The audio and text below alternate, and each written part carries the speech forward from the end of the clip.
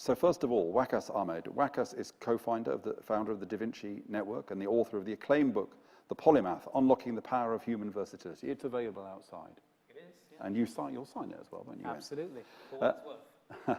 And he's also artistic director of the Khalili Art Collections and curated the official opening of the Leonardo 500 celebration at the National Gallery earlier this year. I'll introduce people just before they speak rather than introducing everybody so that you know who they are as they speak. So Waqas, why don't you start? Thank you so much.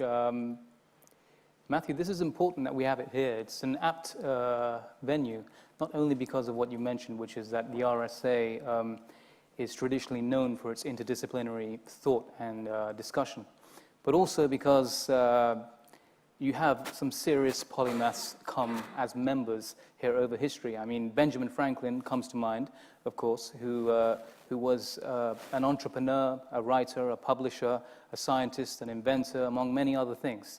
Of course, being one of the founding fathers of the US is what he's known for, but he had an incredibly diverse background. Leonardo da Vinci is interesting because he is the archetype of the polymath in the Western mind, at least. But of course, through my studies, I unearthed polymaths from all over the world, from 15th century West Africa to 19th century Japan, and so on. But I think the 500th anniversary of the death of Leonardo da Vinci provides a very important occasion for us to reflect on not just Leonardo's work and Leonardo's life, but also in his mindset, and why that mindset is important in the 21st century. Before we go into why it's important, because I know my fellow panelists will go into further depth as to why that's important, but I think it's worth providing some context here. The context is that we don't come across many polymaths of that caliber today, and we haven't done in a while. So we need to ask ourselves a question. Why is it that we haven't come across? Why does our society not produce such minds? There's a long history that I won't go into, and yes, indeed, my book does, but the crux of it, or at least in Western history, we had the Industrial Revolution, which brought with it a variety of benefits and drawbacks. Now, one of the drawbacks, I'd say probably the biggest drawback, is its limiting impact on human potential.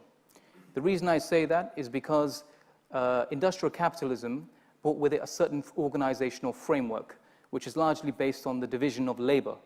Now, the division of labor is an interesting way of organizing a workforce, but what it does is it segregates different fields, different disciplines, and indeed different identities into closed boxes.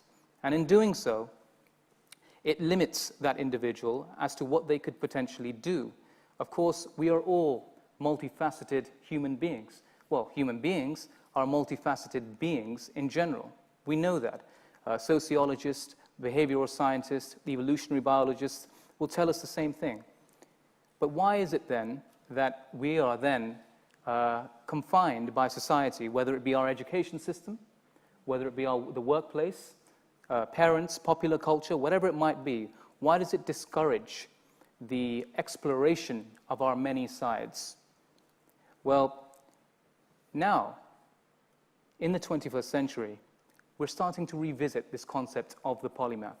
I should define the polymath very quickly. There are many definitions of it, but the more sort of general, universal one would be a person of exceptional versatility who therefore excels in various seemingly unrelated fields. Now, this can apply in different contexts and in different ways, but the reason why the polymath is important today is because not only are we as individuals seeking self-actualization, a kind of fulfillment that allows us to be the best we can possibly be, and as I said, who we are is a multitude, is not a one-dimensional concept. So if we want to be the best we can be, we should inevitably be a multitude of things, whether those things be our professional fields, whether those things be what we study and how we bring that knowledge together, or whether it be just our social identities.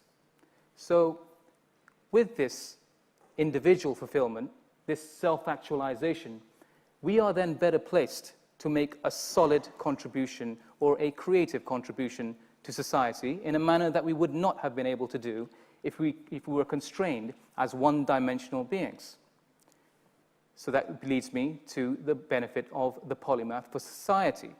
Now, better qualified panelists here will explore why this is important for society, and indeed, certain solutions are being proposed and certain initiatives have begun, including the LIS.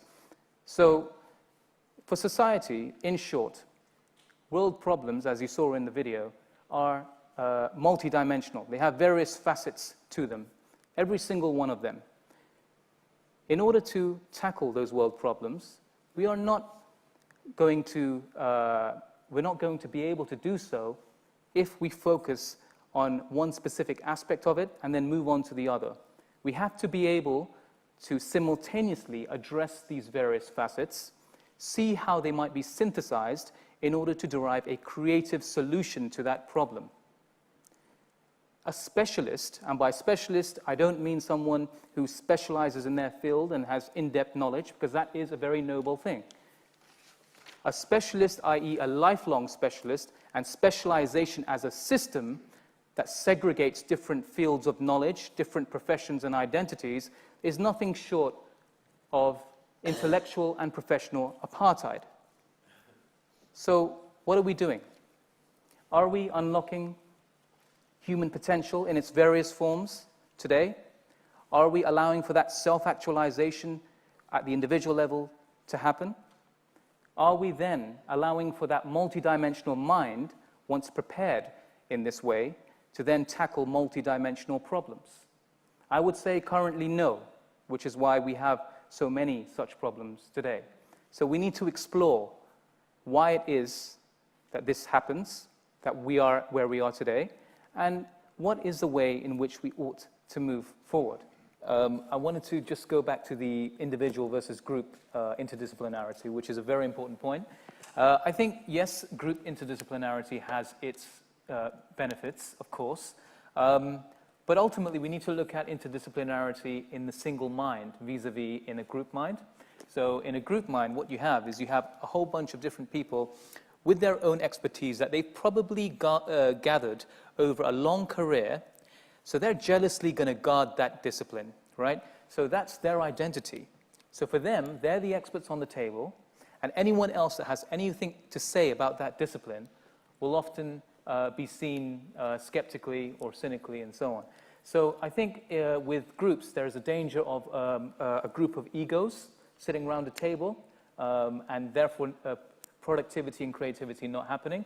But at the same time, how that can be made more effective is interdisciplinarity in a single mind.